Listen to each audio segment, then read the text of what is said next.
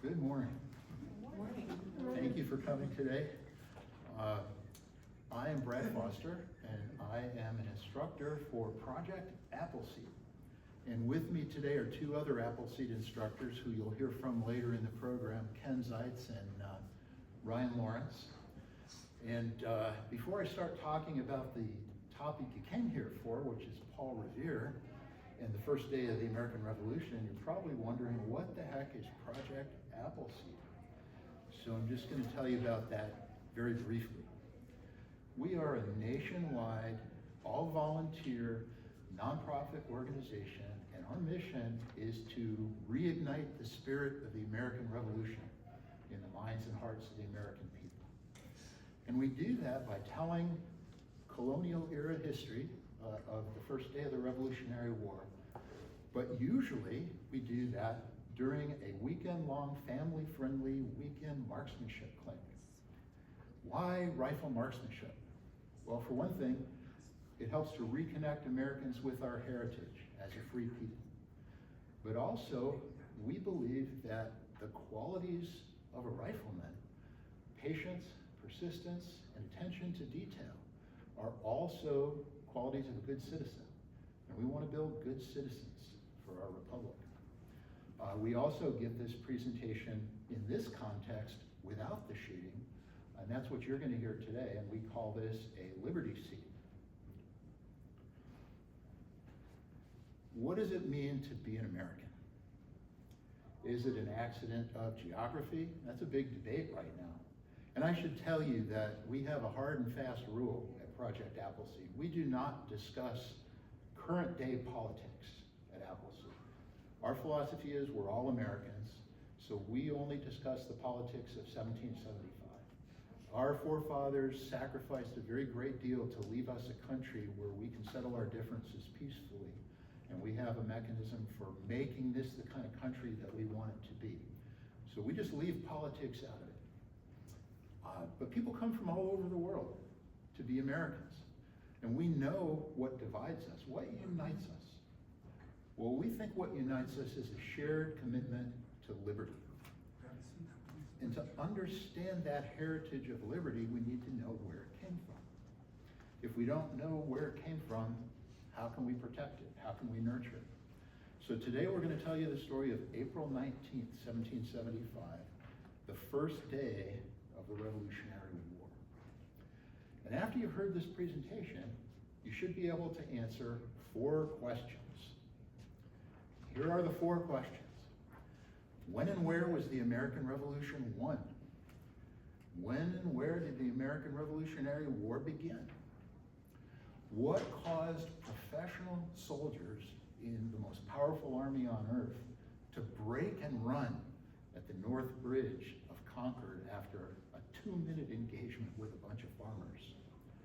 And who fired the first shots at Lexington? Let's talk about that first question for a minute. When and where was the American Revolution won? Anybody want to venture a guess? Who has a guess? Any ideas? Yorktown? That's not a bad guess at all. That's the lower right picture. That's where Cornwallis surrendered to Washington. But that's not the answer I'm looking for. Saratoga. Another very good guess. That's the second picture on the right. A major American victory that helped bring the French into the war on our side. But that's not what we're looking for either. Anybody else want to venture a guess before I tell you the answer? It's kind of a trick question. John Adams answered this question in a letter to a friend in 1818. This is what he said. What do we mean by the American Revolution? Do we mean the American War? The revolution was effected before the war commenced. The revolution was in the minds and hearts of the people. That was the true American Revolution. It was a change in attitudes of the colonists from being loyal subjects of the king, proud British subjects, to independence, liberty, and self-government. Now, how did that happen? It didn't happen overnight. It was a long process. And in order to understand that, it's important to understand the history of the American colonies. As we all know, this was a howling wilderness when the first settlers came here. And during that 150 years of colonial settlement, it was extremely dangerous to come to the New World. The mortality rate for people who got on a ship in Europe and decided to come over to the New World was 50%. Half the people who decided to come to America were not going to survive. Whether they died of disease on the ship on the way over, or maybe the ship sank in a storm and they never even made it, or they got here and died of starvation or disease or exposure because they got here and there was nothing here. They had to hack it out of the wilderness on their own. Well, why would they risk that? Why would they do it? Why would you want to come if there was a 50-50 chance you might not even survive? Well, we know that many of them came for religious freedom. Most of them actually came for economic opportunity, to be free to make something of themselves, because Europe was a very stratified, aristocratic society, and if you were born a peasant, you were going to stay a peasant. You had no prospects of bettering your situation. Also, Great Britain wanted to expand the empire. They wanted the resources of the continent, so they made it attractive to come to America. The Crown would grant charters to companies of settlers who would come over, and they, while remaining British subjects, they were promised that they could govern themselves, have their own laws, have their own legislatures, have their own courts. The king and parliament would not have the power to tax them. They could keep what they made. So if they could make it in the New World, it was theirs. Now, the different charters had different specific wording, but by and large, they were promised little or no taxes, and whatever the arrangement was, king and parliament didn't have the power to change it. So, by the mid-1700s, Americans had a 150-year history of living as a free, self-governing people. And the colonies were pretty prosperous by then. There were about 3 million people in the colonies by the 1770s. They were still loyal subjects of the king, and they were proud of what they called the rights of Englishmen. So why would they rebel? What caused them to rebel against the crown and actually go to war and create a new country? Well, that was a rhetorical question. That means I'm not expecting you to give me an answer. I'm about to tell you the answer. And the answer has 2 parts. Now, good for you for being willing to answer the question. What were you going to say? Stamp Act. The Stamp Act. That's a very good answer. And you're going to hear how that fits in. There were actually 2 major factors that I would identify. A psychological factor, or intellectual factor, and an existential factor that caused the colonists to rebel. So first I'm going to talk a little bit about the psychological or intellectual factor. This was the intellectual climate of the colonial era. That same 150 years, the 1600s and early 1700s, is known as the Enlightenment, or the Age of Reason. And it was a period of increasing confidence in man's ability to use his mind to understand and control his world. And this led to the discovery, or the concept, that every person has natural rights. That was a new concept that didn't exist before. And there were a lot of books and essays written during this time, but there were 3 major ones that were probably the most important. The first was Francis Bacon in 1620. And what else happened in 1620? The Pilgrims landed at Plymouth Rock. So this is very much the same time period in history. And what the Novum Organum was, that means new method. And he wrote that the way to understand and control nature is to pay attention to it. Make observations, make measurements, and think about it, use reason. He's the one who coined the famous phrase, nature to be commanded must be obeyed. This was a new idea at that time. And so this led to an explosion of scientific inquiry and scientific discovery. And then in 1687, Isaac Newton published his Principia Mathematica. This extended that idea. He was able to show that natural phenomenon could be described with mathematical formulas. This hit the world like a thunderbolt. Suddenly they realized that they could use mathematics to not only understand but predict what would happen. This led directly to the Industrial Revolution because engineering, what's engineering? It's math. And then they started thinking and applying the same ideas to the science of math, or what we now call the social sciences. And John Locke wrote two books, major books, an essay concerning human understanding and two treatises of government in 1689. And John Locke, his two treatises of government introduced some very, very important ideas that might sound familiar to you. First of all, he said that by paying attention to nature, we can discover moral laws of nature. And each person has a natural right to life, liberty, and property. He said there's no such thing as the divine right of kings. This was radical. He said that consent is the proper basis of government, the consent of the governed, consent of the people. And finally, he said that if a government is abusive and does not recognize natural rights, the people have a right of revolution to change their government. Now, Americans at that time had a very high rate of literacy. Just about every household had at least one book, the Bible, and often some practical guides to farming or living. And even if they didn't have a lot of books, they were very literate, and there were a lot of pamphlets, and newspapers, and circulars, and sermons. Ministers would preach sermons about rights and liberty in the churches, and those would be reprinted and circulated widely. So by the 1760s, 1770s, every educated person was familiar with these ideas of natural rights, and most average people had an understanding of it as well. So this was the psychological factor. But they were still very proud of being Englishmen. They were loyal subjects of the king. So what happened to change that? Let's see. I have to cut off on my, there we go.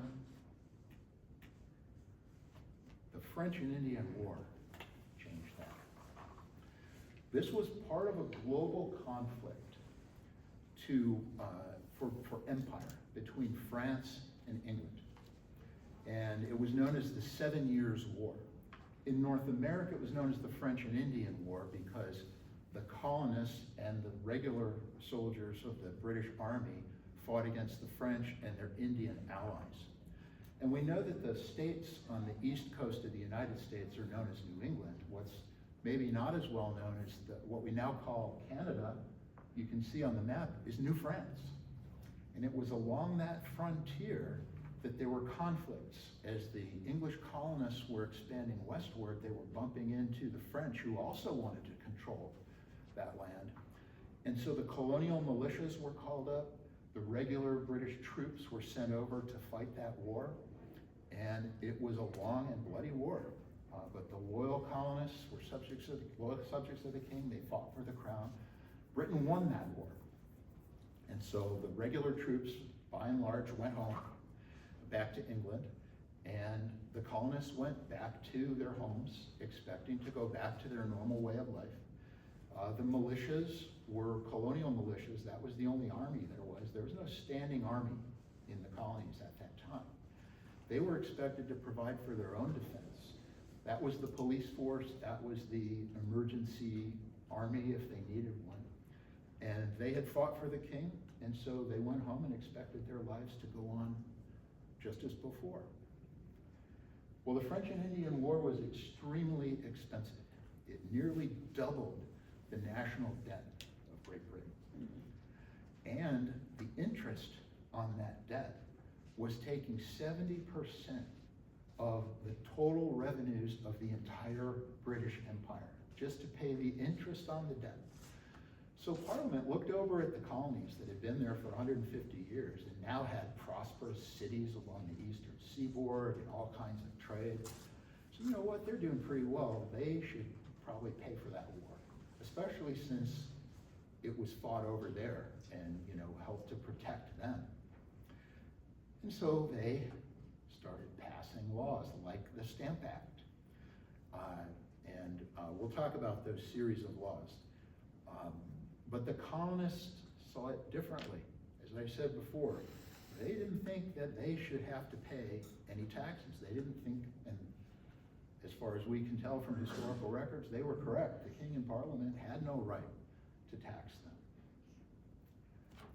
So it was a long road to revolution, starting with the Currency Act and the Sugar Act in 1764, and on through a number of other laws and oppressive measures.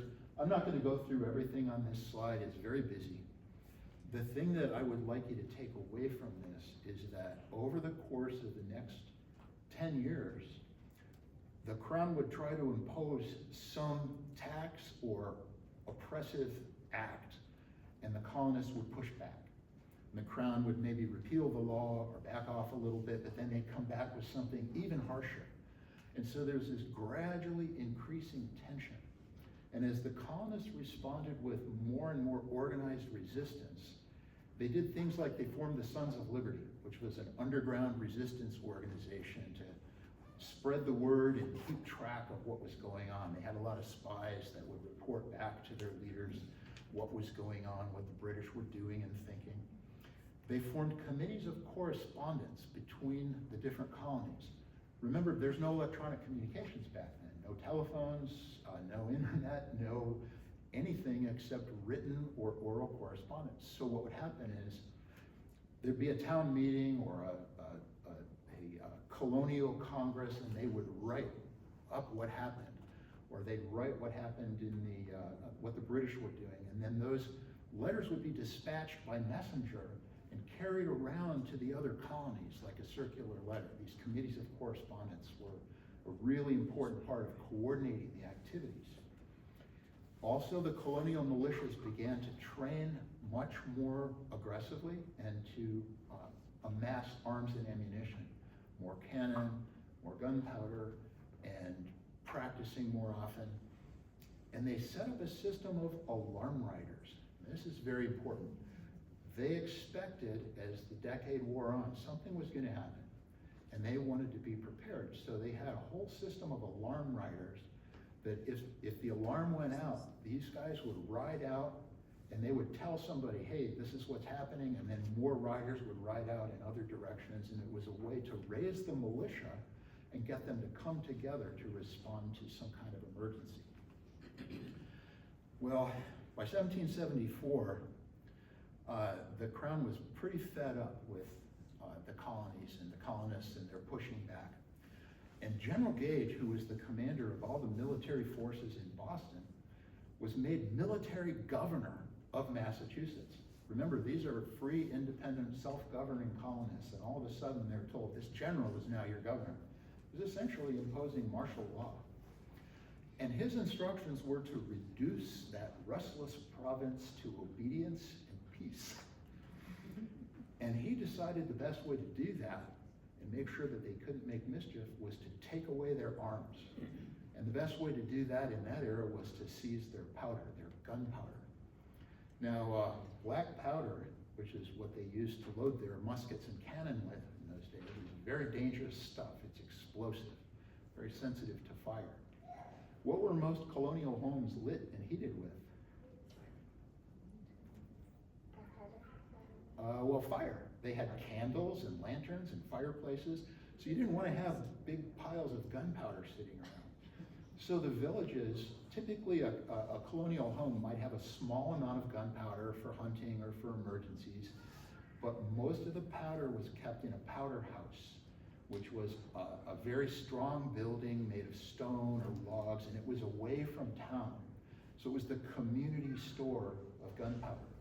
Well, that also made it very convenient for General Gage to send a group of soldiers out to seize it. And the first powder raid in September '74 was in Salem, Massachusetts, and they seized 250 half barrels of powder. Took the colonists by surprise. And just to put things in perspective, at that time, well, gunpowder was largely not manufactured in the colonies. They had to import it and pay for it. And the value of 250 half barrels of powder, if you do the math, comes out to the equivalent cost of 3 million loaves of bread. And they literally were taking the food out of their mouths. Not to mention disarming them, taking away their means of self-defense. Many of them depended on subsistence hunting. So the Sons of Liberty went into action in high gear and started really listening in, and their spies were able to anticipate and warn about the next couple of powder raids, which were unsuccessful. As the redcoats showed up at the front, the powder was literally going out the back door. And this was very frustrating for General Gage.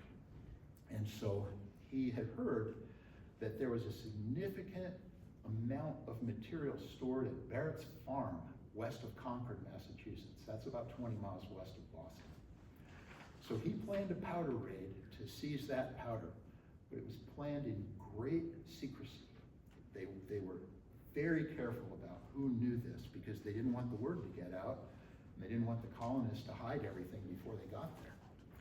And that was the situation on April 18th, the night of April 18th, 1775. The colonial spies had found out that this powder raid was going to happen, but they didn't know exactly when it was going to be. They knew where it was going to take place, but they didn't know when it was going to be. So, this is the map that you have in front of you. I'm going to talk a little bit, just kind of orient you to the map. And I realized I forgot my laser pointer today. I'm afraid if I use my mouse up here, I might mess up the presentation, but let's just see. There we go. I'll try. So, if you look, this is Boston. And as you can see, this is a larger view of Boston. Boston at that time was a peninsula, almost an island. It was connected to the land by this very narrow strip of land called Boston Neck. And all the redcoat troops, or most of them, were based in Boston. So for them to get out, they would either have to ride out over Boston Neck and go this southern route, or get rowed across Boston Harbor by boats from the Navy and take the northern route. And so the alarm riders were all set to warn the countryside, but they needed a signal to know which way the British were going to go, the redcoats. And so Paul Revere devised the signal to put lanterns in the steeple of the Old North Church, which was the highest point in Boston. And you've probably heard, one if by land and two if by sea, and I on the opposite shore will be. That from the old Longfellow poem. So they saw boats being lowered from the ships. There was talk in the taverns. It became clear that the regulars were going to be rowed across Boston Harbor.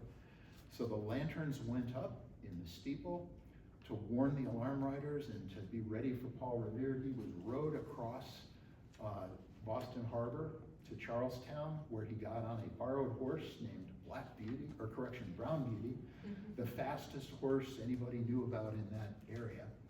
And he set out to spread the alarm about 10 p.m. or so. Meanwhile, the other alarm riders also rode out. Paul Revere was not alone.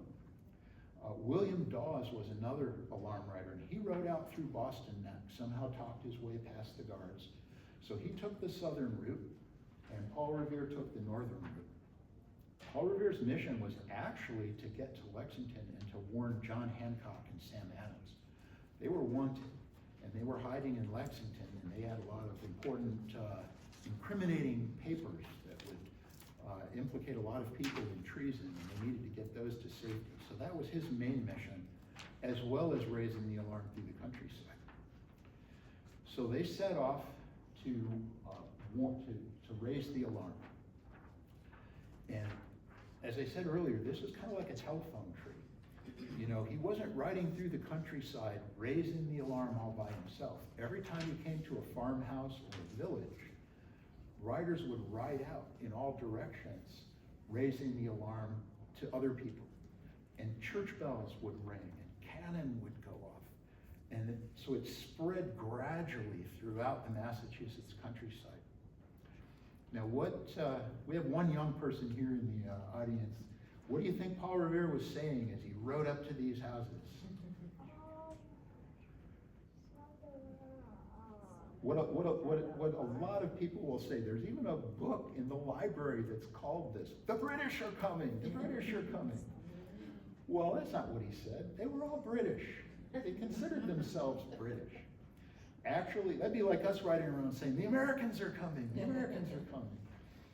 Actually, what he said was the regulars are out, meaning the regular troops are out on the road. And so it's time to raise the militia. And that's the message that went out through the countryside. Well, it took quite a while for the regular troops to get organized. The mission was given to Lieutenant Colonel Francis Smith, and he had about 800 men. And they were to be rowed across Boston Harbor. Well, the Navy had enough boats for about 400 men. So it took 2 trips of rowing across Boston Harbor for them to get all the troops across. And because it was such a secret mission, they picked a spot on the shore where there were no lights and no farms. They didn't want anybody to know they were coming. And once they got there, it became clear why there were no lights on the shore. It was a swamp. And so as they jumped out of their boats, these 400 regular troops that had been up all day and now told, okay, get all your stuff and get in the boat, they jumped into water that was waist deep in April. Anybody want to go swimming in Lake Coeur d'Alene in April? It's practically a polar plunge. And they had to wait about a quarter of a mile before they got to shore. And then they had to stand around and wait for the boats to come and bring the other half of their force. And then once they were on shore, being the British Army, they couldn't just line up and march off. They had to do it properly, because this is the British Army, you see, and we must be proper. And different units have different precedents and honors and order, and it's a certain unit has to be in front, and then you can't be behind them, and we can't be behind them because we have more honors than that. It took them quite a while to get organized. It was about 1 in the morning before they actually started marching down the road towards Lexington. So you can imagine how these British troops felt. They're wet, they're cold, they're tired. Nobody's told them what they're doing. Nobody knows the mission except for Colonel Smith. Even his officers don't know what they're doing until they get started. And then they know that they're supposed to go to Concord. And that's their main mission. They're going to Concord to seize the military stores there. Well, Paul Revere had gotten to Lexington. He had warned John Hancock and Sam Adams. He met up with William Dawes in Lexington, and then they rode on to Concord to warn the people of Concord and Colonel Barrett that the regulars were out. On the way, they met on the road coming the other way a man named Dr. Samuel Prescott. Dr. Prescott was a country doctor, and reportedly he'd been out courting his fiancée and was coming home late at night. Well, when they met on the road, he was also a high son of liberty, and they asked him to join them on their mission, so he turned around and rode with them. So the 3 of them rode on towards Concord. Well, General Gage was also an experienced military commander. He knew what was what, and he had sent out patrols to guard all the roads. He knew about the system of alarm riders. They had their own spies. And he was trying to keep this raid a secret, and he wanted it to be a success. So he had guard posts along the road posted, and their instructions were stop anybody. They didn't know why. They didn't know what was happening. All they knew was anybody that comes by at night, detain them. So suddenly out of the darkness, a regular soldier steps out of the trees and grabs the reins of Paul Revere's horse. He's captured. And Samuel Prescott and William Dawes were able to get away. William Dawes rode back to Boston, and as far as we know, that was the end of his service as an alarm rider. Dr. Prescott, being a country doctor, knew all the back roads, country lanes and cow paths, and so he went off across the fields, and you can picture him jumping over fences with his horse, and he's the one that actually got the warning to Concord. So Concord and the Concord militia did get warned in time that the regulars were out. Meanwhile, Paul Revere, he's captured, and he decides to make the most of his capture. So this sergeant or whoever was in charge of the guards says in the talk of the day, "May I crave your name, sir?" And he said, "I'm Paul Revere. And you don't know why you're here, but I do." These guards, and Paul Revere was famous, by the way. He was well known. He was a prominent citizen. He was well known in the town. He was a member of many associations, and so these guys, wow, we caught Paul Revere. And he said, "You don't know what's happening, but I do. There's a regular column out to seize arms and ammunition, but there are 500 armed men waiting for them at Lexington." Bit of an exaggeration. I think the Lexington militia totaled maybe 150 men, but he told them that. Why not? Let's make the most of it. Propaganda. And so these soldiers thought, "Oh, geez, we got to tell somebody about this." So they sent somebody back along the road to warn the column that was coming, to say, "Hey, you better be ready. There are 500 Americans waiting for you at Lexington. Don't be surprised."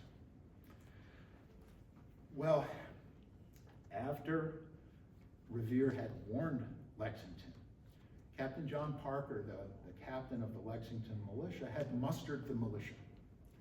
And if you don't know, a muster is just where in peacetime, everybody gets together and they check to make sure everybody has all their equipment they're supposed to have, that their musket's in working order, and so forth. And they may do some training drills and so forth. In an emergency, the muster is bring your stuff because we need to be ready. So he had about 150 men, and they all lined up on Lexington Green after the warning and waited for something to happen on this chilly April night. And they waited, because of course the British were still getting organized back on the shore, and hadn't even started yet. Finally, Captain Parker decided, well, he sent out a couple of scouts. He was also an experienced commander. He had been a commander in the French and Indian War. So he knew enough to send out scouts. And the first scout went out down the road and never came back. He sent out another scout to find, where are they? Are they really coming, and where are they? He didn't come back. The men were getting restless, so he finally decided to dismiss them. But he told them to stay within the earshot of the muster drum. They used drummers for signals in those days, and so the men were supposed to stay within the sound of the muster drum. And if you look at your map, you'll see we have a little blow-up of Lexington here, and you can see that it's kind of a triangle. The road to Concord goes right past the south of Lexington. And then Lexington Green, or the common area, is this triangle here. So as the regular column was approaching, they were supposed to just go on to Concord. They had no mission in Lexington that they knew about. Well, as the regulars were marching down the road, they were getting close to Lexington, but they weren't there yet. And Captain Parker had dismissed his men. And a lot of them decided, well, we're supposed to stay within the sound of the muster drum. Come on. What do we have here? Buckman's Tavern. Let's go there and have a drink maybe and warm up a little bit. Well, it's bad form, bad manners to go into a tavern with a loaded musket. Now, how do you unload a musket? You can't just take the cartridge out. you have to fire it to unload it. So a bunch of these guys that were gonna go into Buckman's Tavern and have a drink fired off their muskets into the air. And that was right about the time the messenger got to Colonel Smith's column and said, there are 500 armed men waiting for you in Lexington. And then they hear this volley of gunfire in the distance. So he stopped his column and decided to have his men load their muskets. Typically when they were on the march, they traveled with unloaded muskets, just as a matter of practice. One, because you couldn't unload it without shooting it, but it was safer that way. So it was a rare thing for the men to be told to load their muskets. So when they got that command, that was one more indication, hey, something's going on. Not to mention the fact that the entire time they'd been marching, they'd been hearing church bells and cannon fire and seeing men in the woods on both sides, on horseback or rushing along, armed men with muskets, going somewhere ahead of them in the darkness. Somebody once, somebody reported it was like somebody had kicked an anthill. There were so many armed men in the woods and fields on either side of the road. And so being told to load their muskets, now they were in a high pitch of readiness. Something was gonna happen. The other thing Colonel Smith did was he dispatched his light infantry.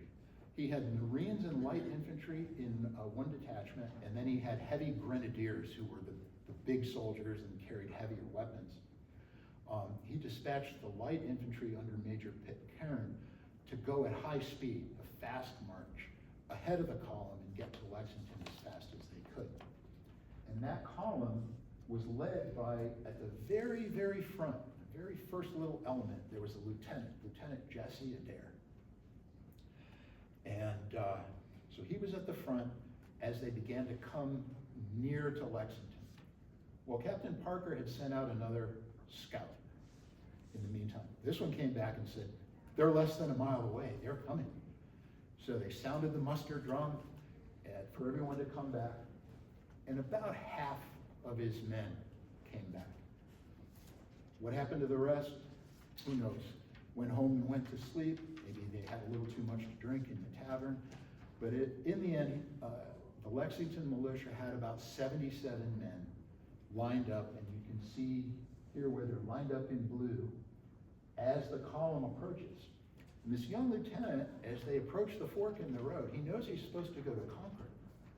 But there's a row of American militia lined up in battle order. He can't have them on his right flank. And besides, who are these upstart colonists? How dare they stand up against the king's troops? So he turned right, and he went on to Lexington Green, and he formed up across from the columns. And now there was this tense standoff. And this is when John Parker, the captain of the Lexington militia, issued his famous command, do not fire unless fired upon, but if they mean to have a war, let it begin here. He also issued another command that's not as well known, or not so much a command as a warning. He said, the first man to run, I'll shoot down like a dog. Now these are his friends and neighbors, and some of them even his relatives.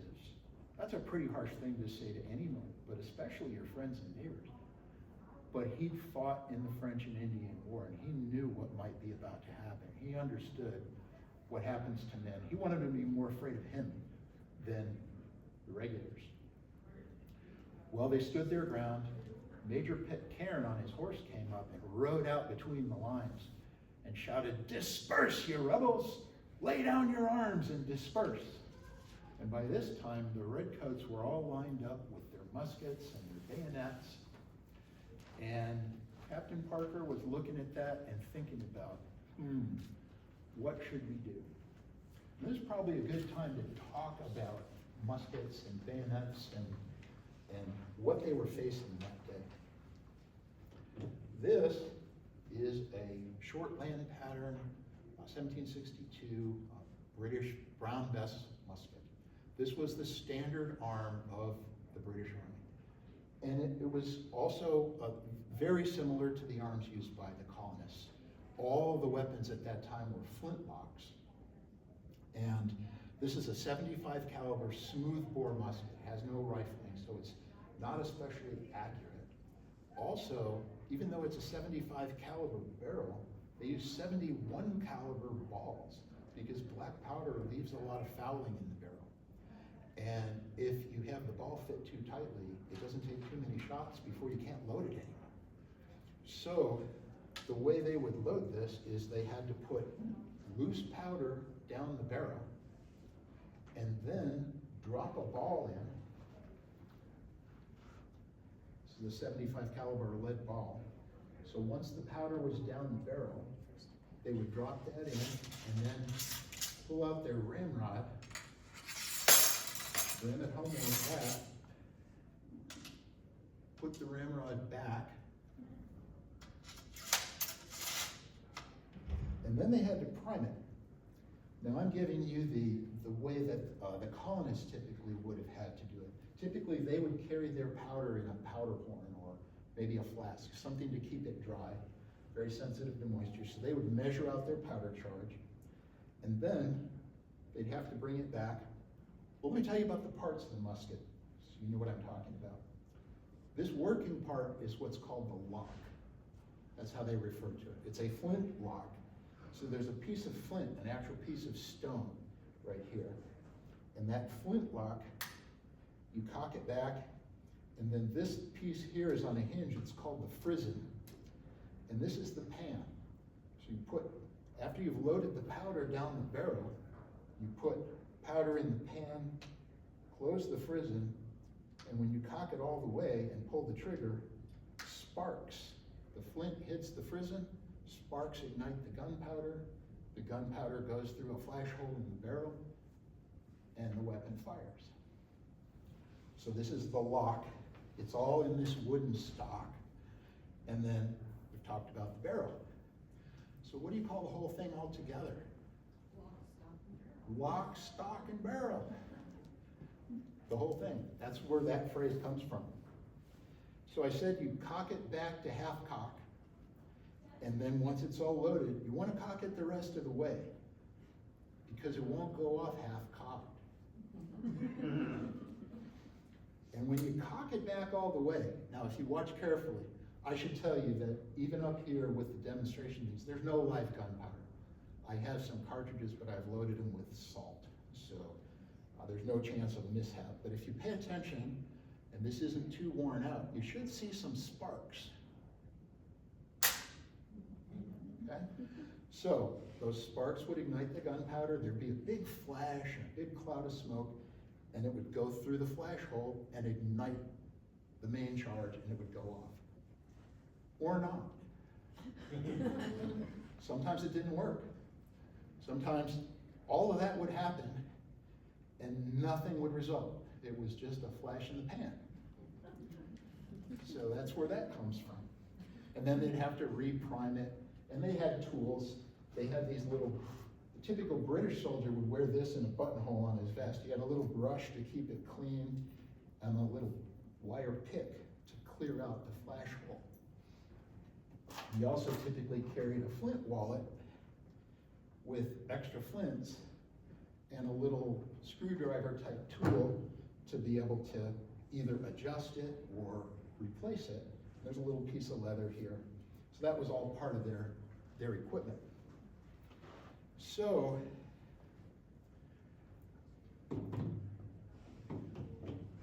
that, there's one more important piece of equipment.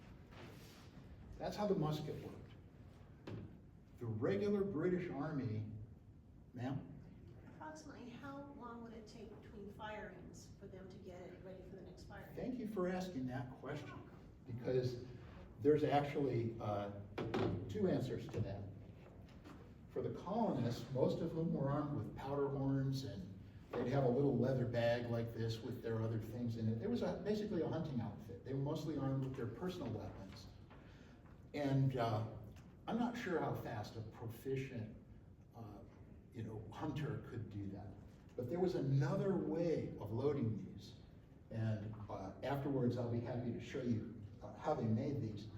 The Army carried cartridge boxes, and they used paper cartridges that were preloaded. So this is a lead ball and the charge of gunpowder.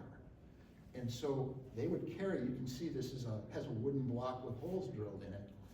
They would carry this beside them, and so all they had to do was pull it out, tear off the end of the cartridge with their teeth, prime the pan, and then dump the powder down the barrel,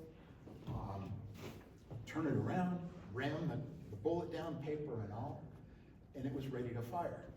And a trained soldier could do that 4 times a minute, 15 seconds. So they could keep up a pretty fair rate of fire. Incidentally, the British Army recruiting sergeants had one requirement if you were going to join the British Army.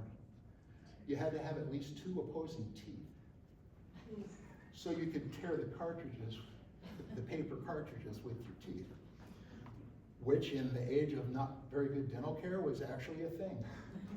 So the British were not taught to aim. Their manual of arms was make ready, present, which meant level your musket in the general direction, fire. There was no aim. A lot of them would even turn their heads away from the big cloud of smoke. They relied on massed volley fire. And they would fire a couple of volleys, but then they would typically follow that up with a bayonet charge. This stud on the front of the barrel that looks like a front sight is not a front sight. It's a bayonet lug. And that bayonet was actually the main killing weapon of the British Army. This was a fearsome sight. This one is not sharpened, but when they were razor sharp, and there were hundreds of them in a line coming at you, this was a terribly intimidating weapon. Most of the colonists did not have bayonets. Most of them did not have cartridge boxes. They were using their hunting weapons, their fowling pieces, essentially shotguns. So, when you think about the decision of those men in the Lexington militia to show up on the green and stand across from the British Army, the most powerful professional army on earth, with their hunting muskets, that's what they were facing. That's what they saw coming down the road in the early dawn light with the sun glinting off the bayonets. And what did that decision mean for them? Was there insurance in 1775? Not to speak of. There was some commercial insurance. If you owned a ship, you might insure the contents. But for the individual, no. They didn't have insurance. And so if you got wounded or injured, if you lost a limb or you couldn't work, your family might starve. Most people were farmers or some kind of craftsmen. They needed to work with their hands. What was the state of medical care in 1775? It was primitive. You know, if you were lucky to live, you might lose a limb. Many times people would just die from a lingering infection, die a horrible, long, drawn-out death. And so it was a really, really intimidating prospect to face down an armed force of professional soldiers. And finally, what are they doing? They're standing up against the king's troops. That's treason. What's the penalty for treason? Hanging. So when they said liberty or death, that was not an abstraction. It was not something they said lightly. When they stood there on the green, that was a heck of a decision. But when Major Pitcairn rode out with his sword and told them to disperse, Captain Parker decided they'd made their point. And he told his men to disperse, and they did. They did not drop their arms, but they did disperse, all but 1 or 2. His cousin Jonas Parker decided he was going to stay there, and he threw his hat down with his spare ammunition in it and was ready to face down the redcoats. But as the men were dispersing, turning their backs and going home, from somewhere a shot rang out. And nobody knows to this day where that shot came from. Everybody that had a was interviewed afterwards, had a different idea. It came from over here, it sounded like a pistol. Nobody knew. But everybody knew what happened next. The regulars started firing. First a few ragged shots, and then a volley. And then they broke ranks and started chasing the colonists down. I mean, they had just marched 15 miles at night, wet, cold, hungry, and now these upstart colonists dared to stand up against them. They were mad, and they took it out on them. And it took some time for the officers to get the men under control. When the smoke cleared, 17 Americans lay dead or wounded on or around Lexington Green.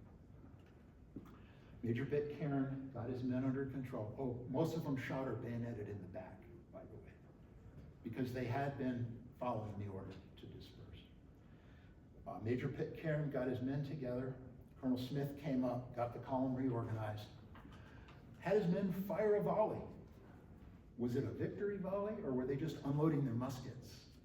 Who knows, but it sounded to the colonists like a victory volley. Especially because then they gave 3 cheers. Huzzah! Huzzah! Huzzah! And marched off towards Concord, leaving the colonists on Lexington Green with their dead and wounded, and oh my God, what just happened? Well, having been forewarned, the militia in Concord were well prepared for the Redcoats. It's about another 6 or 7 miles down the road from Lexington to Concord, and then across the bridge to Barrett's Farm, which was their objective. So this map here on the left is Concord. You can see there are 2 bridges over the Concord River, the South Bridge and the North Bridge, and then Barrett's Farm is over here to the west. And up north is high ground, and that's called Punkatasset Hill.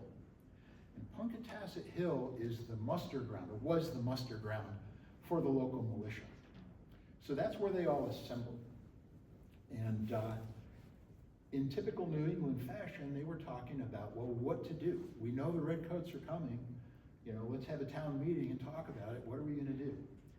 And the militia, the colonial militia at that time, was typically had 3 components, if you will.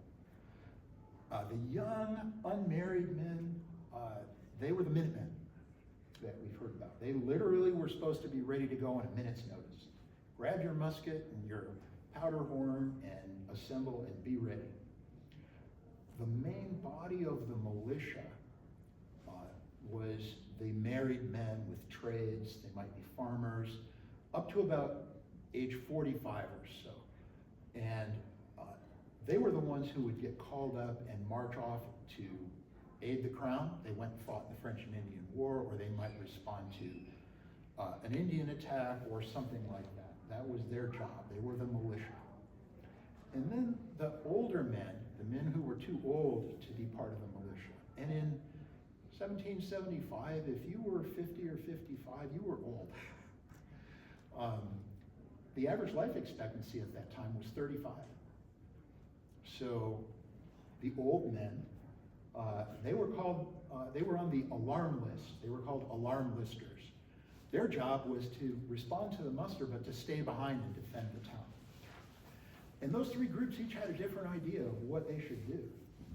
The young Minutemen, the impetuous ones, the teenagers, wanted to go out and meet the Redcoats head on. Let's march down the road. Let's fight them. The militia, the more responsible older men with families and so forth, they thought, well, we'll stay here and we'll defend the town. The alarm listers, the older men who'd been in battle before and knew what to expect, they thought it was probably a good idea to stay right up there on Punkatasset Hill and wait to see what happened. And again, in typical New England fashion, each group did exactly what they wanted to do. So the young men marched off down the road east of Concord to meet the Redcoats head on. The Concord militia stayed in town, and the alarm listers stayed up on Punkatasset Hill, where other militia from outlying towns were also coming to gather because the alarm was continuing to spread. Well, it didn't take long before the Minutemen spotted this column of 800 redcoats marching 4 abreast down the road with bayonets fixed, glinting in the morning sun, and decided that maybe this wasn't such a good idea after all. So they turned around and marched back to Concord, but they did it in good military order, and they weren't that far ahead of the regular column.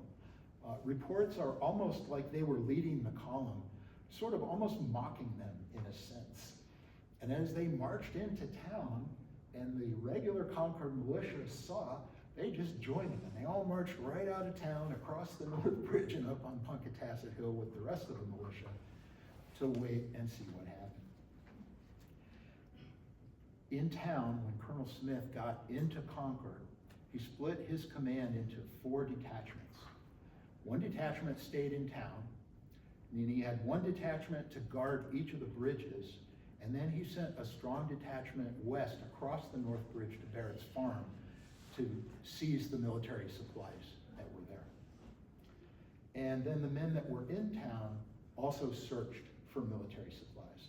They were breaking into houses and whatever they could find, and they found some things, most of it because they'd been warned, most of it was hidden. But they found some cannon carriages and wagon wheels and sacks of flour, which are military supplies. They found some musket balls that they threw in the pond. Whatever they could find that was flammable, they put in a big pile in the middle of the town, and they lit it on fire. They're burning the military supplies. Well, the militia up on Punkatassett Hill, looking down, see smoke coming up from the town. And they're already a little agitated at kind of waiting and being held back. Now somebody called out, "Are we just gonna stand here while they burn our town?" And of course, they really couldn't do that. And this is where we meet Isaac Davis. Isaac Davis was the captain of the Acton militia. Acton is a little village that's northwest of Concord, 3 or 4 miles. And he was about 30, he's a farmer. He was also a gunsmith. And being a gunsmith, he had the ability to work with iron. And he had his militia, the Acton militia, was equipped much better than most colonial militia. He had made them all cartridge boxes, like I showed you. So they were ready to load their muskets with paper cartridges. They also had bayonets for their muskets, which almost no colonial militia at that time had. And they practiced twice a week behind his shop. They practiced their marksmanship and drilling. So they were well known in the area as being very well trained, very well equipped. In the terminology of 1775, they were well regulated. They were a well-regulated militia. That phrase sound familiar? From the Second Amendment to the U.S. Constitution. A well-regulated militia being necessary to the security of a free state. The right of the people to keep and bear arms shall not be infringed. Well, well-regulated in 1775 did not mean lots of regulations and rules and restrictions. It meant they were well-equipped and well-trained. They knew what they were doing. That's what it meant. And Isaac Davis also had 4 children. And at that particular time, they were all sick. They were sick in bed with a disease that was almost always fatal and is now known as scarlet fever. I forget what they called it back then. But he didn't hesitate when the call came. They'd been expecting it, and his wife reported that he was just very quiet as he went around the house, collecting his things. And then he turned at the door and he said to her, "Take good care of the children." Those were the last words she ever heard her husband say. Back on Punkatassett Hill, Major Buttrick, the senior officer in charge, knowing that the Acton militia was the best trained, asked Captain Davis if his militia would lead the way down the road to the North Bridge and back into the town. And Isaac Davis said, "I have not a man who's afraid to go." Famous words that should be remembered. And so they formed up and they marched down the road towards the North Bridge. In good military order, much to the surprise of the British. There are numerous reports from the regulars at how surprised they were to see this colonial militia force marching with drums and fifes and in good regular marching order. They sort of thought of them as just ragtag militia, you know, just sort of non-professionals. But they were very surprised, and they were about to be even more surprised. As the militia got closer to the bridge, the regulars began tearing up planks on the bridge to prevent them from crossing. Well, all that did was make the colonists mad. I mean, it was their bridge. Don't tear up our bridge. And so they sped up. And at that point, the regulars fired a volley, a warning volley. It was supposed to go high, but not all the shots went high. Some of them actually hit the militia. One of them hit Isaac Davis square in the chest, right through the heart. And he was the first officer killed in the Revolution. And at that point, Major Buttrick, the senior officer, called out, "Fire, fellow soldiers, fire! Fire as fast as you can!" And they fired. They fired a volley, and then they fired another volley, and after a 2-minute exchange, much to their surprise, the regulars, the redcoats at the bridge, broke and ran back to town, left their post. This was unheard of.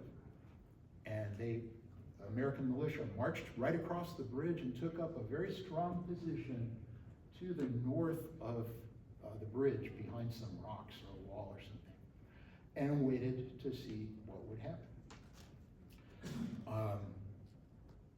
So that incident tells us something about the American militia. Why? Why would the regulars break and run after a 2-minute engagement with a bunch of farmers? Well, the numbers tell the story.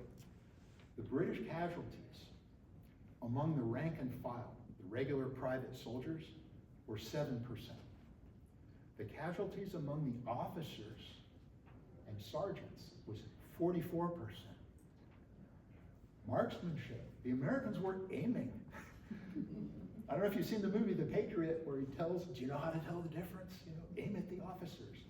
Well, that wasn't done, old chap. That's not sporting. Well, the Americans played by different rules, and they aimed, and so the soldiers panicked. Their leaders were gone. They broke and ran. After that, the detachment from Barrett's Farm came back across the North Bridge, and they were allowed to pass unmolested right in front of the American militia who had crossed the bridge and were now had taken up a strong position. Their orders were still do not fire unless fired upon. I mean, they'd fired defensively. And so they were waiting to see what would happen. And the detachments came back, formed up in town. By this time, Colonel Smith knew that his command was in trouble. They hadn't brought a lot of ammunition with them. The typical British soldier only carried 36 rounds. And they didn't bring food. By now, it's mid-morning. They've been up all night, and they'd marched 20 miles. They'd been now in 2 engagements, and they've got a 20-mile march back to Boston. And they can see hundreds and hundreds of militia in the woods all around them. So he formed up his command, turned around, and headed back for Boston, down the road. The American militia was not about to let the regulars march away without keeping an eye on them to see what they were doing. So they followed along behind. They were at a respectful distance, but they followed along behind to watch. Well, about a mile north of, or east, excuse me, of Concord is a place called Miriam's Corner. Miriam's Corner is a sharp turn in the road, and it's also a little narrow bridge that goes over a stream. So as this column approached that point with flankers out in the woods, the flankers were skirmishers that would go out on either side of the column to flush out anybody that might be waiting in ambush. The flankers had to come in, and everybody had to go over this narrow bridge, and so naturally they slowed down. If you've ever been in a marching band or anything like that, you know when you go to turn a corner or come to a narrow place, it naturally bunches up and slows down. Well, the American militia behind didn't slow down. And they got a little too close for comfort, and so the regulars turned and fired a volley at the militia that was following. Well, at Miriam's Corner, there were several companies of American militia that had taken up a position above the bridge. And they saw this happen. And when they saw their fellow Americans being fired on by the Redcoats, they fired a volley. They knocked Colonel Smith off his horse, caused several casualties, and that is the point at which we consider the American Revolutionary War to have begun. That's the first time that American troops fired on the King's troops offensively, without themselves being fired on first.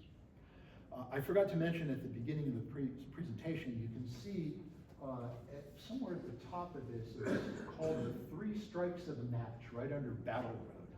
Remember those old kitchen matches that, like, you maybe try to strike it and it kind of sputters a little bit, and you try it again?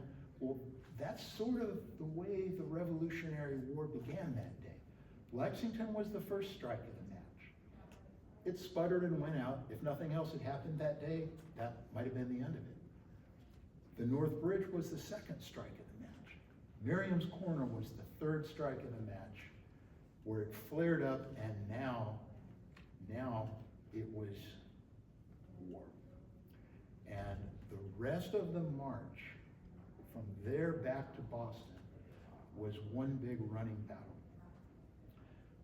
And there are numerous places along the road. You see little flashes. Those were on the road. The second battle down, or map down, that says Retreat of the Redcoats. We don't have time to talk about all of those. There's a book in the back called Paul Revere's Ride. And I encourage you, if you're interested in this story, it is an extremely detailed historical account of the events of this day, what led up to it and the events of the day. And it's well written. It reads like a novel. And you know, it's a pretty thick book, but then if you really take a look at it, about the last third of it is footnotes and appendices. So it's very good, easy reading, fast reading, and it's exciting, and you get to meet a lot of people by name and find out all the things that happened that day. People that are just on their farms, in their towns, minding their own business, and all of a sudden, this happens. So they're marching back, and there were some little skirmishes, there's militia in the woods. Well, John Parker, Captain Parker, and his Lexington militia didn't just go home and lick their wounds after the Redcoats left. They were angry. That wasn't right. And so he led his militia, the Lexington militia, west on the road towards Concord, to a place where there's a rocky hill that has a lot of large boulders and outcroppings. And he stationed his men on that hill overlooking the road, because they knew that the regulars would have to come back past there. And when they did, they unloaded 2 volleys on him and caused a number of casualties. And from that day forward, that place in the road has been known as Parker's Revenge. Well, by this time, order in the British column was breaking down. There are numerous accounts, one in particular of a regular officer that wrote home that said the men were basically mutinying. They were out of water, they were thirsty, they'd been shot at, they'd watched their officers getting killed, and all they were doing was marching on the road, essentially running away. And some of them started to throw down their muskets and literally run.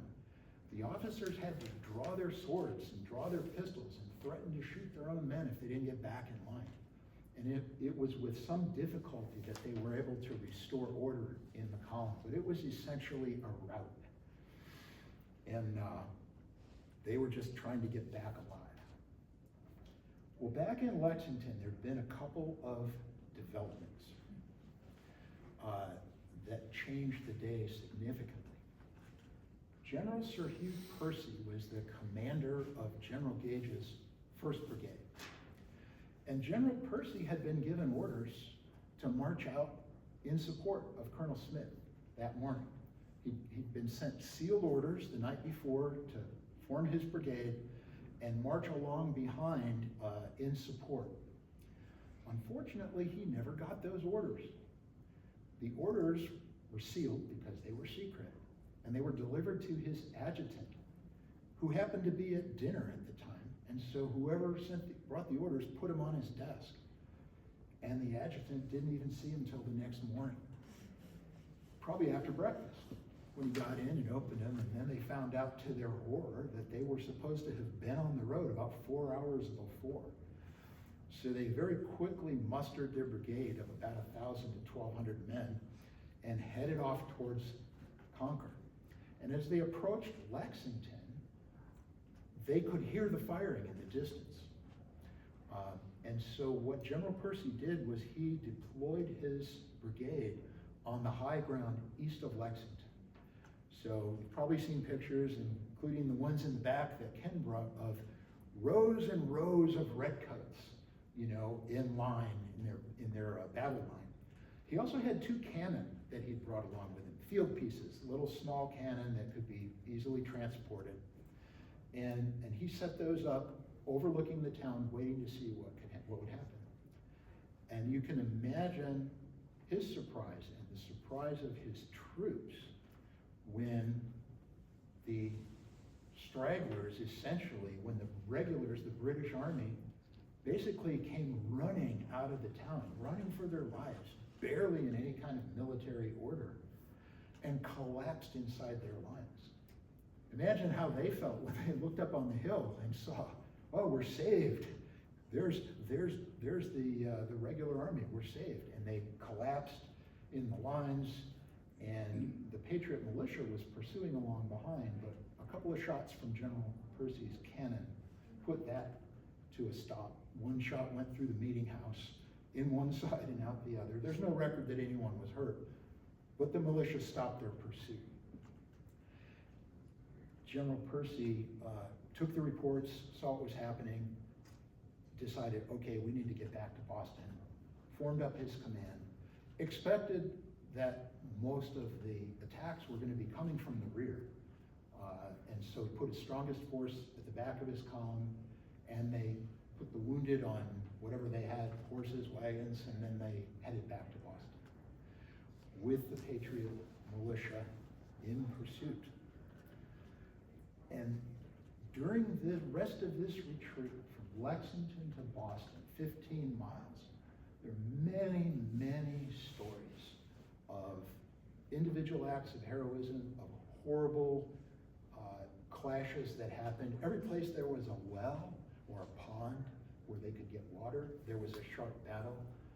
Farmhouses, towns, and we'd like to tell you at least some of the stories, a couple of the stories of the individual people that distinguished themselves that day, enough that people remembered what they did. And the first one of those was shortly after the Redcoats had left Lexington. They ran into a fellow named Hezekiah Wyman. And Ken, you want to tell them about Hezekiah Wyman? Of course I do. Hezekiah Wyman is one of the people we call a Dom, dangerous old men. So, Take a break. it's all yours. Isn't Brad great at this? Boy, I'll tell you. Anyhow, Hezekiah is a name you probably haven't heard until just this moment. But back in the day, he was pretty well known. He had also, as you heard before, been involved in the French and Indian War, and he was also a hunter and a farmer in the area. He lived in a little town called Woburn, just a little bit northeast of Lexington, and I don't even think it's on the map. Yes, it is. Is it? Okay, good. Anyhow, he was there, and he started hearing the gunfire and all this. He knew what was going on vaguely, and finally he found out there had been indeed a clash at Lexington. And this was very important to him, because he had at least 2 relatives that I'm aware of that were in Colonel Parker's or Captain Parker's company. He also knew that there were men from Walburn that were in his company. Plus, these people are all probably friends, they knew each other from farms, they knew each other from church, so he knew that there were a lot of his friends there that he cared about. So he started going about the house, and he gathered up his stuff to get ready to go. And his wife, Sarah, his caring wife, Sarah, said, "You old fool, where do you think you're going? You are 54 years old, you've got bad legs, you can't keep up with the young men in town. You know, who do you think you're kidding?"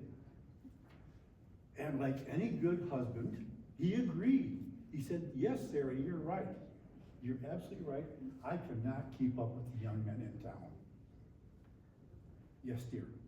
And then he quietly went out the back door to the barn. Hezekiah had two things going for him. He had a beautiful, strong white mare, and he had one of the very few Pennsylvania long rifles in the area. It was a 60 caliber, and he was an expert shot with it.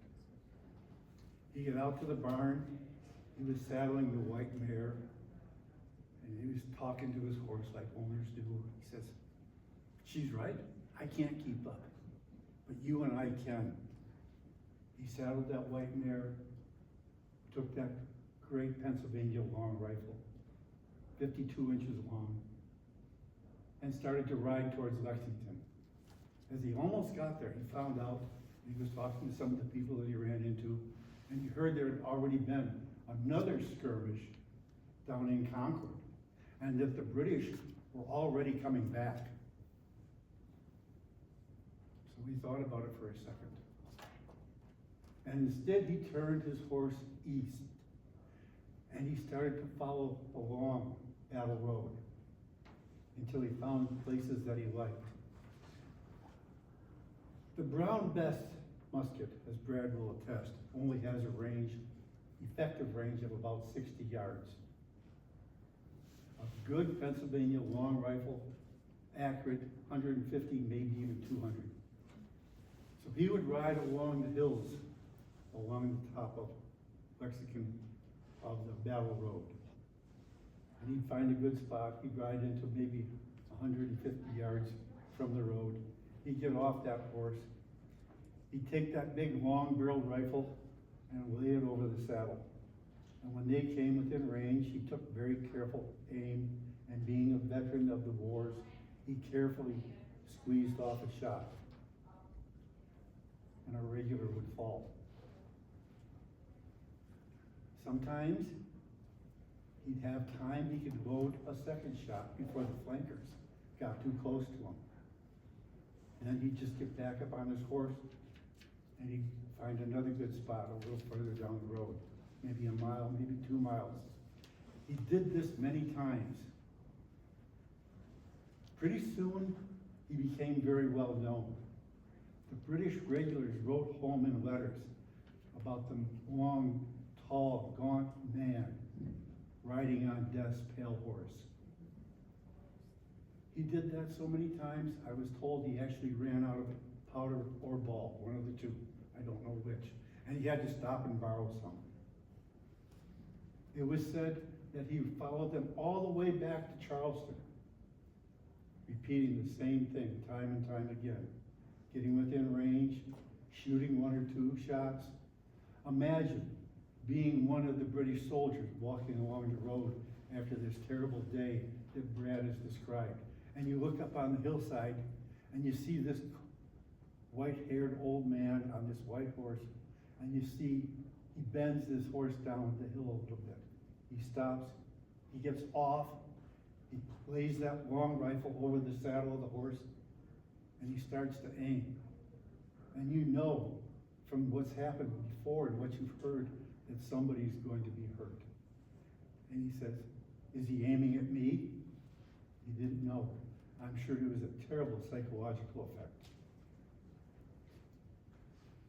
When they finally got to Charleston, Ezekiel went home.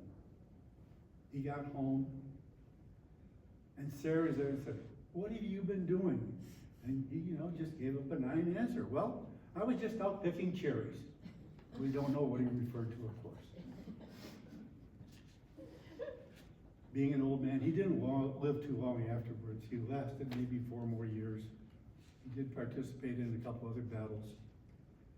When he died, in his will, he wrote to his son Daniel, I leave you my 2 red oxen, I leave you my 5 cows, I leave you my strong white mare, and I leave you a Pennsylvania long rifle.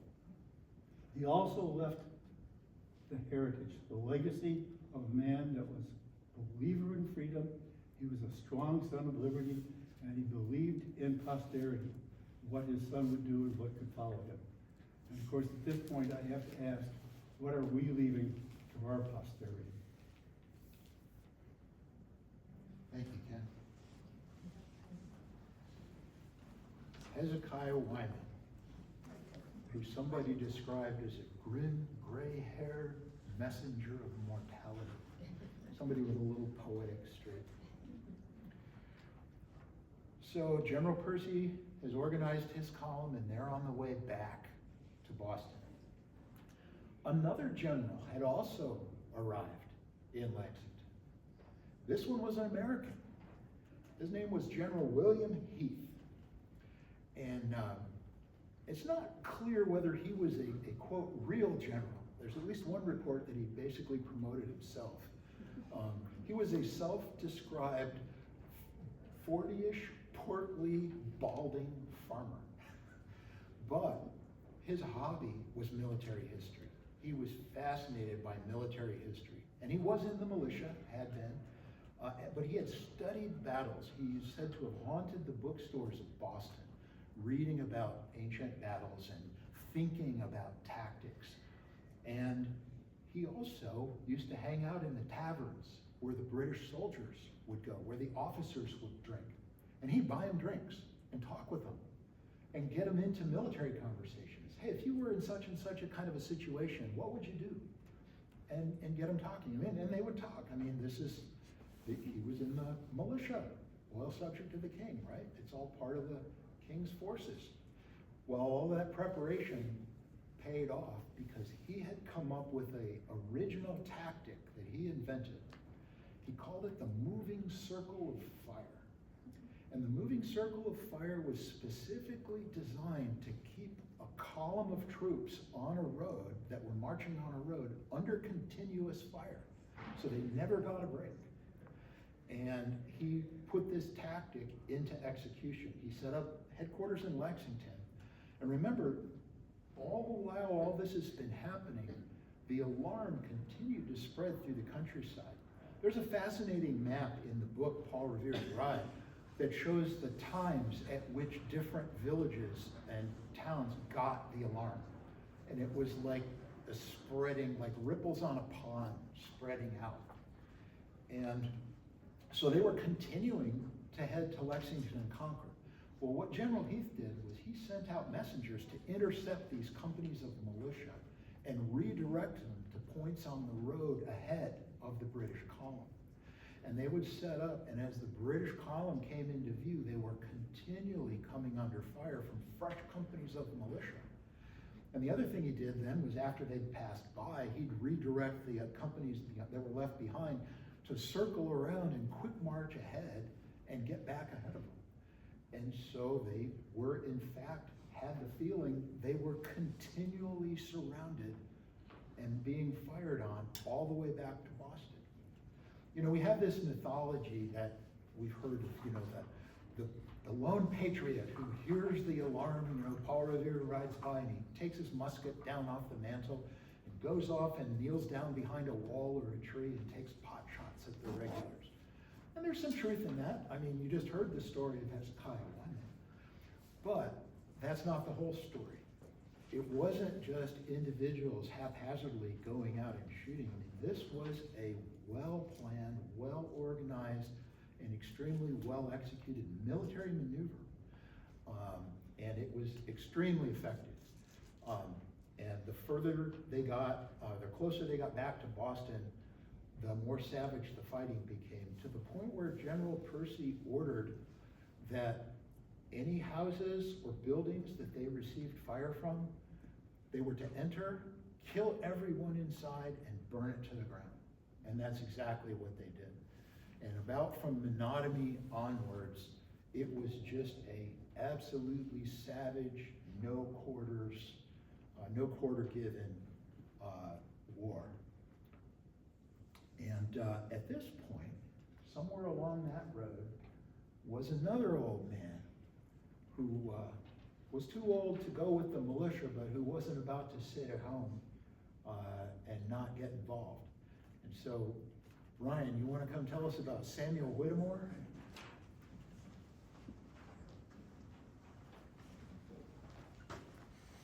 That was my shopping list. Oh, it's to the right. Thanks. My wife will kill me. So like Brad said, Samuel Whitmore, he was an old man at the time, and like Hezekiah Wyman, he was also a veteran of the French and Indian War. So what happened, hearing with everything going on, he thought he would go and do his part. So some stories said he was outside working in the farm, some say he was inside the house, but what he did was he went inside the house, he grabbed his musket, saber, and his 2 pistols at the time. He left the house, and as the soldiers were marching through the town, he found a nice rock wall to go and hide behind. And as some of the soldiers got into range, he went and fired on them. And what surprised the soldiers was that he fired in such quick succession, they actually thought it was more than one man. So what they did was they sent out a small detachment of 3 men to go and see what was actually going on behind that wall. And as those three men approached, they found Sam Whitmore at the time was in the middle of trying to reload everything. When they rode up on him, one of the regulars shot him in the face, and someone else stabbed him, they say, up to 13 times. So after that, they just left him for dead in the pool of his own blood, and they just rode off. So some other men happened to find him, and they took him to a doctor's house, and the doctor tried to fix him up, and basically what the doctor says was, there's no use for him.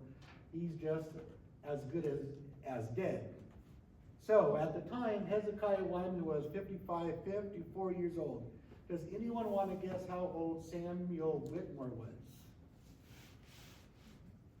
He was 80 years old at the time. He was the oldest combatant of the American Revolutionary War at that time. So being 80 years old, shot in the face, bayoneted 13 times, left at the doctor's house where the doctor said he's just about good as dead. Well, what happened was he healed up and he lived for another 18 years. He was 98 years old when he finally died.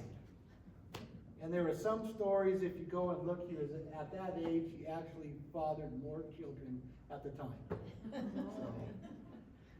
So Samuel Whitmore, there is in Monogamy or somewhere around there actually is a monument to him that actually says he was the oldest combatant of the time. That was Samuel Whitmore. Another dangerous old man.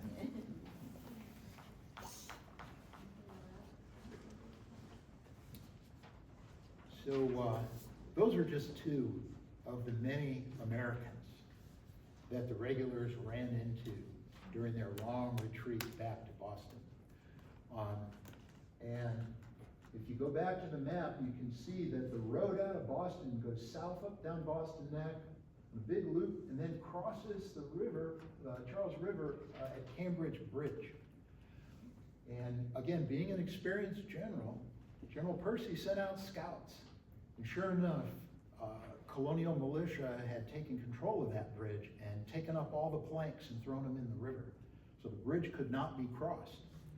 But he found that out just in time, turned his column left, went down an obscure cow path over towards Charlestown, and got his command under the guns of the HMS Somerset, one of the British warships anchored in Boston Harbor. So once they were within range of those cannon on the ship, they were safe. And the colonial militia broke off the pursuit, and for all intents and purposes, that was the end of the action on April 19th, 1775. Before April 19th, General Percy, like most British officers, had a very low opinion of the American militia. He thought they were pretty much ragtag wannabes, as we would say today. Good for maybe camp labor, you know, cutting wood and cooking and maybe guarding the perimeter or something. Not any kind of a fighting force. But afterwards, he thought quite differently, and he wrote to his fellow generals, trying to warn them, and he said, anyone who dares to regard them as a regular mob, as an irregular mob, will find themselves much mistaken, for they have men among them who know very well what they're about. And the British Army was going to find that out over the course of the next 8 long years of bloody war that finally led to our independence. Well, John Adams, one of the High Sons of Liberty, whose name I'm sure you've heard before, a real thinker about what liberty meant and the revolutionary cause, he got on his horse on April 20th, and he wanted to see for himself. He lived in Boston. He wanted to see for himself, having heard all these reports. So he actually rode the next day out on the battle road. He rode west, and he saw the burned down buildings. He saw the colonists, the townspeople burying their dead and tending to the wounded. And he knew there was no going back. He understood. And he wrote in his diary, "Posterity, you will never know what it cost the present generation to preserve your freedom. I hope you will make a good use of it. For if you do not, I shall repent in heaven that I ever took half the pains to preserve it." And this is where I usually ask the young people in the audience if they know what posterity is and who he was talking to. Because of course he was talking to us. And that's really the whole message today, is the heritage that we have been left. Our founders left us a unique heritage of freedom. What you see up there is Captain John Parker on the left, captain of the Lexington Militia, and on the right, Captain Isaac Davis, captain of the Acton Militia, who fell at Concord Bridge. Remember Isaac's last words to his wife: take good care of the children. And we all have to ask ourselves, are we taking good care of the children? We can honor their sacrifice by doing everything we can to take care of what they left us, to preserve it. Make sure the young people understand. Pass the message on. Get involved. Make this the kind of country you think it should be. They gave us that, and we owe it to them to keep it. Don't let it go. In 1775, Patrick Henry rose in the Virginia Convention, Virginia House of Burgesses, and made one of the most famous speeches in American history. And that speech ended like this: "Why stand we here idle? Is life so dear, or peace so sweet, as to be purchased at the price of chains and slavery? Forbid it, Almighty God. I know not what course others may take, but as for me, give me liberty, or give me death." And fortunately for us, they meant it. Thank you for coming today.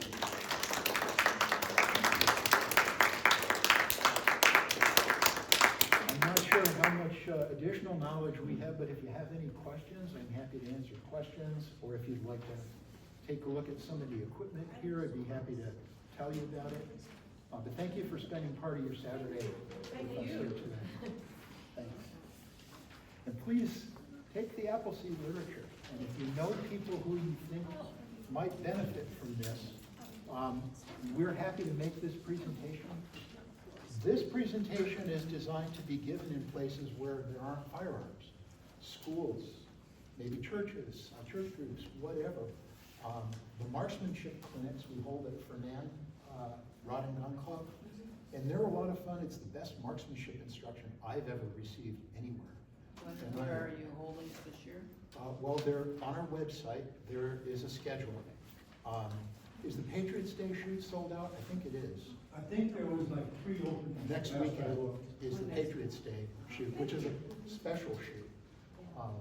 But it's a lot of fun, and it's excellent instruction. It's family oriented, very safety oriented, and I think you walk away inspired.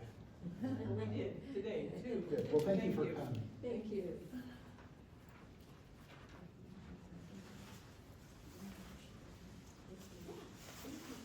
Kathy, I'd like to introduce you to Kathy Swanson. Hi, Kathy. Kathy is going to be the regent following me, so I have 1 month left. Finished by 2 years, and then she'll be the regent for the next 2 years. Nice to meet you. Nice to meet you. Well, we did, as I'm sure she's told you, we did a program together a couple of years ago. We had the big Tea Party presentation. Kathy Oh, please, designed there's that a ton of information on Oh, the site. okay. So design that shirt for us all to build together. This should be an interesting year. I'm finally gonna get to go to the battle. And there's a conference that I go to every summer, and they decided to hold it in Boston this summer over July 4th. Oh my gosh. So, yes. So that answers our question. Yes. We're gonna invite you to join us on our parade for July 4th. Oh, I'm afraid I won't be here. We're gonna be doing shopping around for our parade. I am not the only one, so by all means, please, yes, I'll be happy to pass it on. We've got, I mean, this is just 3 of us. We have about 10 instructors in the area, and, we all tell the history. We take turns during the shoots. Different people tell different pieces of it at lunch or during a break or whatever. But, Yeah, we're gonna have the Old North Bridge. Oh. We're gonna have Paul Revere, silhouette on horse, 2 lanterns and the. Oh, fun. There's the North Church. Do you have a business card so you can reach out to I them? do actually. I meant to bring more, but I'm pretty sure I have at least 1 or 2 of them. I need to bring more. I already have one, but I wanted you to have one. No, I appreciate it. Yeah, so we'll just let you know what's going on with us, and if Very it good. works out for. Oh, sure, I'm sure somebody will be happy to participate. So, I thought it'd just be great. Yeah, it's really a neat parade, 10,000 plus people usually here at the Portland. Oh, I go there every year. I was actually really bummed when they announced they were gonna do this over July 4th weekend. Last year it was in June. Right. Oh, July 4th, I love July 4th. Yes. But then I heard it was in Boston. I was like, Yes. okay, You gotta do it, you gotta do it. I can do that. I wish I could be in Lexington through Concord next weekend. They're doing the Oh, whole sure. reenactment. Yeah, Oh. yeah. That's amazing. Yes, all right, well, thank you. All right, thanks, take care. Thank you so Nice much. to meet you, Kevin. Nice to meet you. Yard targets, and then up on the hillside, we built 500.